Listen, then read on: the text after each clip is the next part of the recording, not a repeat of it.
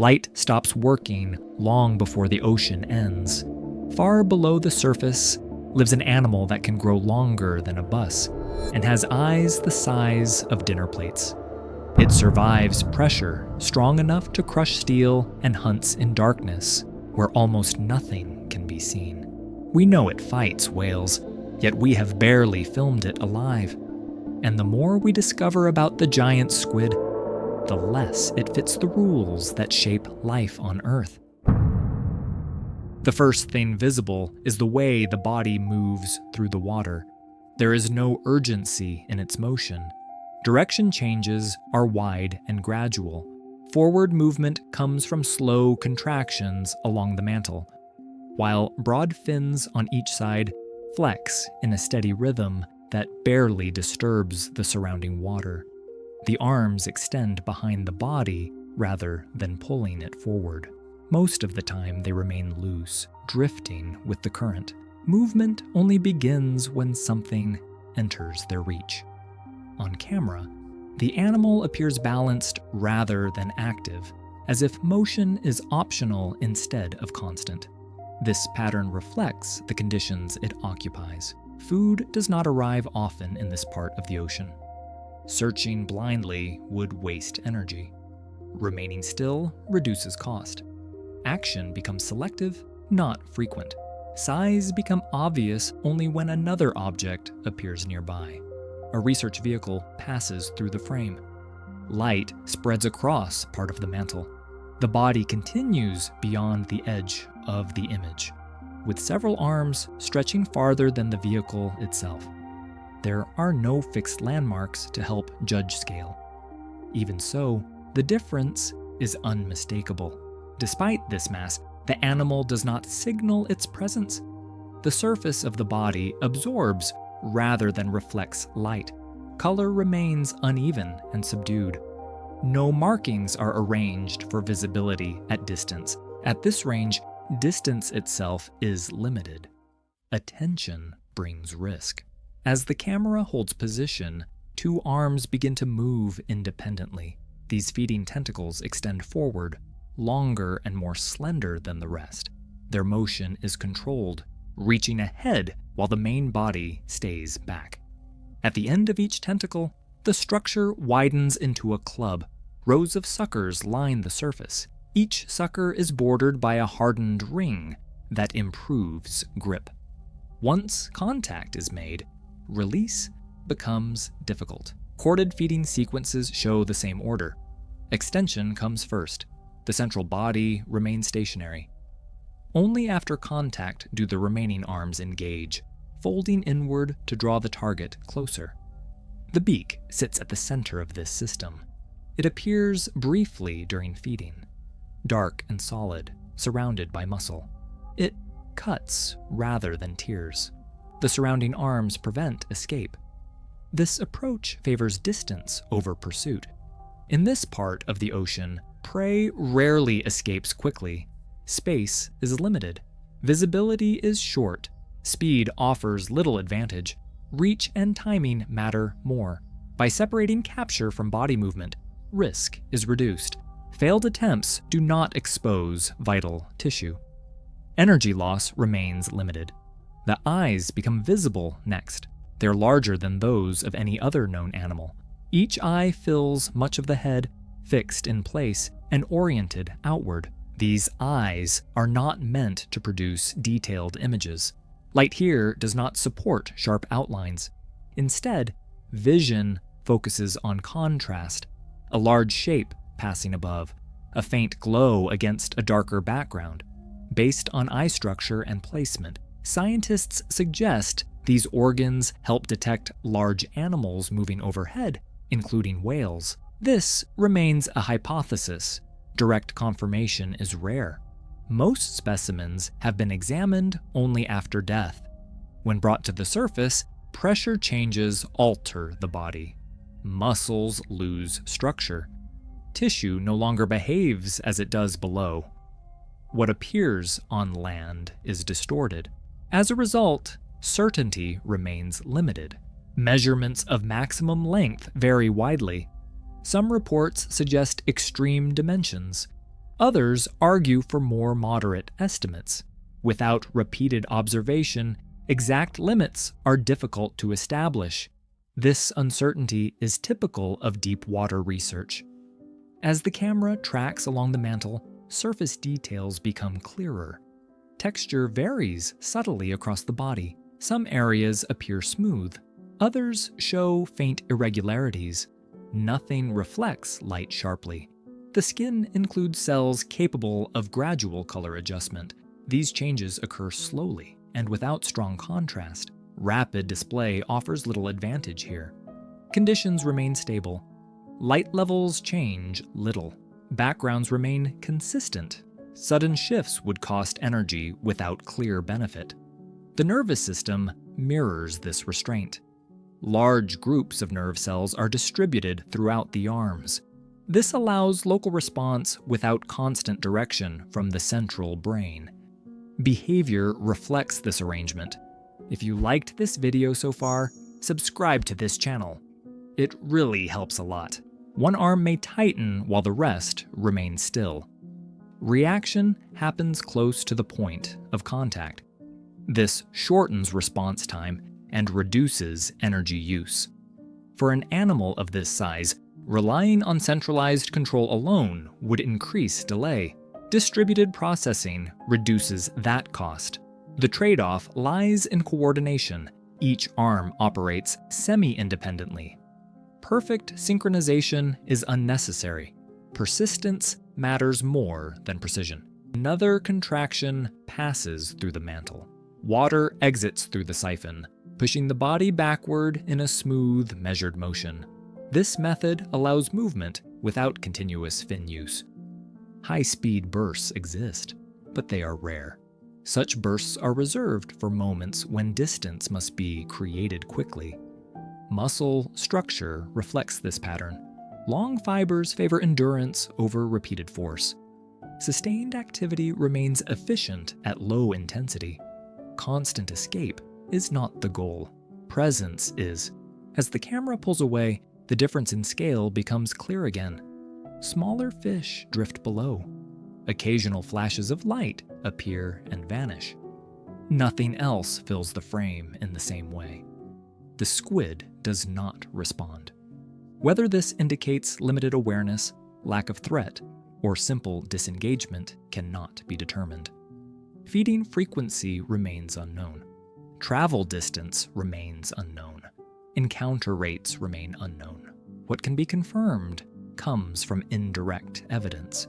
Sperm whales are sometimes observed with circular scars across their heads and bodies. The spacing and size of these marks match the suckers found on giant squid tentacles. This confirms interaction. It does not reveal duration, outcome, or frequency. These encounters occur well beyond routine observation. The squid lacks protective armor. No plates reinforce the body. No rigid shell surrounds vital organs. The structure remains flexible throughout. Defense relies on distance, reach, scale, and concealment. Large eyes detect movement. Long tentacles maintain separation. Reduced visibility limits precision. Slow surroundings restrict sudden pursuit. Survival depends less on dominance and more on endurance. Movement patterns support this. Extended travel appears rare. Remaining within familiar layers reduces energy demand and risk. Most activity appears localized. Waiting becomes a strategy. Waiting for prey. Waiting for separation. Waiting for subtle changes in the water. Reproductive behavior remains one of the least documented parts of this animal's existence. Egg masses believed to belong to large squids have been recovered only a small number of times. When they appear, they are already drifting freely, with no adults nearby. The structures are fragile, translucent, and easily damaged. By the time they are studied, many details have already been lost. Early life stages are almost never observed. Small juveniles are rarely filmed. Medium-sized individuals are almost entirely absent from records. There is a long gap between hatchlings and adults that remains largely unaccounted for. This gap limits understanding. Growth rates are estimated by comparing the giant squid to related species that live closer to the surface. These comparisons suggest slow development over many years. Such pacing would match the limited energy available in the water layers it occupies.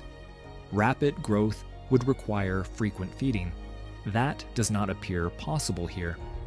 Large bodies require large intake. Large intake is unpredictable.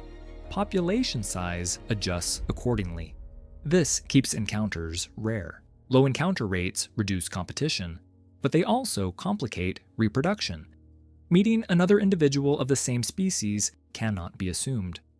Timing matters. Location matters. How these conditions are balanced remains unclear. Human observation does not resolve this. Time spent at depth is brief. Submersibles operate for hours, sometimes days, but never long enough to observe life cycles. Cameras illuminate only a narrow area. Anything outside that space remains invisible. Light itself alters behavior. Animals respond to brightness that does not exist naturally. Movement changes. Distance increases. Observation becomes interference. Sound spreads farther than expected. Mechanical noise travels through water with little resistance. Even quiet equipment announces presence long before contact occurs. Some individuals may avoid these disturbances. Others may not encounter them at all. There is no way to know which is more common. Tracking technology offers limited help. Devices struggle to remain attached. Pressure damages seals. Signals weaken with depth. Batteries fail sooner than expected. Long-term data remains rare. As a result, much of what is known about the giant squid comes from fragments rather than continuous records. We know it feeds. We know it reaches large size. We know it interacts with whales. Beyond that, certainty fades. Evidence of interaction appears most clearly on other animals. The giant squid shows no obvious structural defense. There are no rigid plates along the mantle. No thick shell surrounds vital tissue. The body remains flexible from end to end. Defense relies on distance rather than resistance. Long tentacles allow reach without exposure. Large eyes detect movement before contact. Low visibility reduces precision for both predator and prey. Slow surroundings limit rapid pursuit. Survival depends on endurance more than force. Waiting does not require constant action. It requires tolerance. The nervous system supports this mode of existence. Distributed nerve clusters allow rapid local response without full body involvement. This reduces the need for constant awareness across the entire body. Reaction can remain focused and limited. This arrangement also reduces demand on the central brain. Signals do not need to travel far. Decisions do not need to involve the entire organism. Energy use stays controlled. The trade-off is integration. Coordination between arms may not always be precise. Some redundancy is accepted. In an environment where time is available, small inefficiencies are tolerated. Precision is less valuable than persistence. Navigation remains one of the least understood aspects. The giant squid moves through open water with few visual landmarks.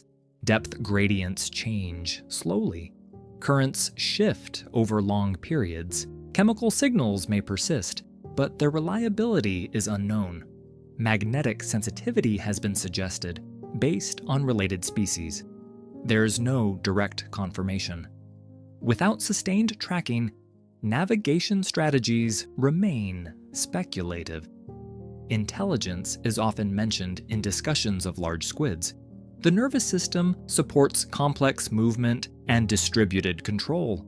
This allows flexible response to contact and changing conditions. It does not automatically imply planning or learning. Without repeated interaction, intelligence cannot be measured in meaningful ways. Single encounters provide limited insight. The animal's responses remain practical. It reacts when necessary. It remains inactive when possible. It conserves energy. These behaviors do not require advanced cognition. They require alignment with conditions. The environment shapes outcome. Scarcity shapes pacing. Pressure shapes structure. Low visibility shapes sensory systems. Each feature reflects a constraint rather than a preference. Large eyes allow detection, but increase vulnerability. Long arms allow reach, but reduce speed. Soft tissue resists compression, but sacrifices protection. Every solution removes an alternative. The giant squid doesn't dominate its surroundings. It occupies a narrow position shaped by limitation. On camera, this is apparent. It does not approach the light source. It does not investigate. It does not react visibly to observation. It passes through the illuminated area and continues beyond it. The camera follows for a short distance. Then, the subject moves out of range. Observation ends. Most of the animal's life continues beyond record. Population size remains unknown.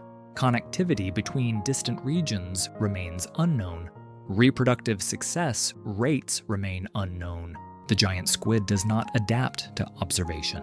It continues under conditions that existed long before cameras arrived. Its body reflects compression, scarcity, and separation. The eyes, the arms, the nervous system, the pacing. Each part aligns with an environment that removes most familiar rules. What remains does not resemble life near the surface. Not because it is extraordinary, but because very little else can function under the same limits. Even now, most of that space remains unobserved. The giant squid is one of the few inhabitants briefly seen. Not completely, not clearly. The rest persists beyond reach, unmeasured, unrecorded. If you enjoyed watching this video, subscribe to this channel. See you in the next video.